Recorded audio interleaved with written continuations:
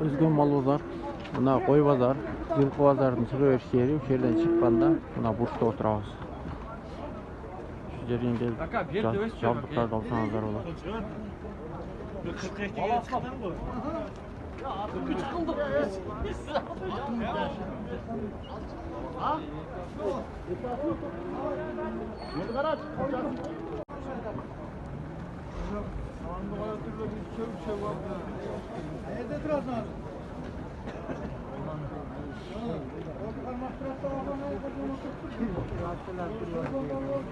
Özgün mal bozar.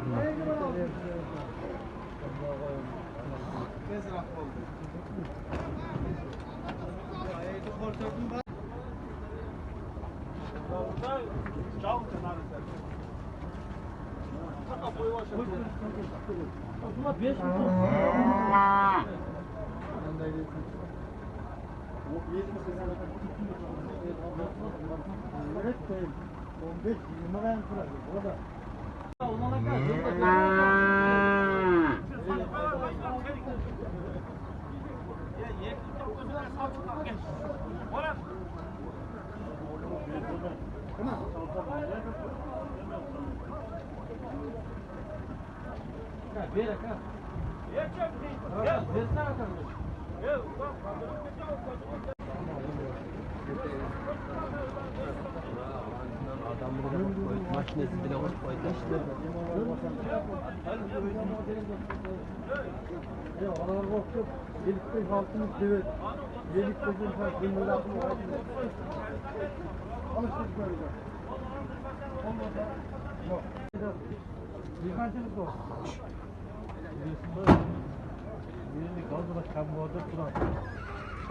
Yelik 5'te kaldırıyordu da bunu sen 50'ye satıvan.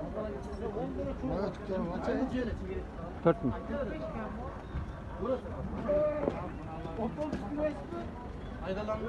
Koca kadar çıktı.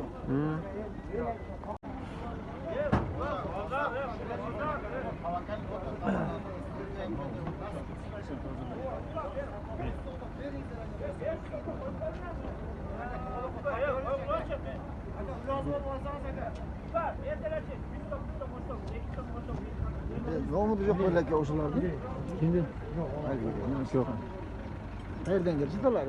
Özgün'den de. Satı alırsın. Faydalanma. Taşmaya geçerken de.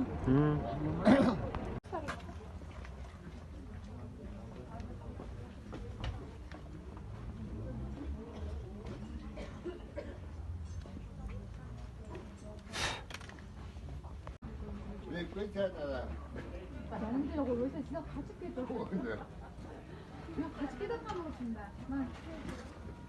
Öyle bir koymuştum ya.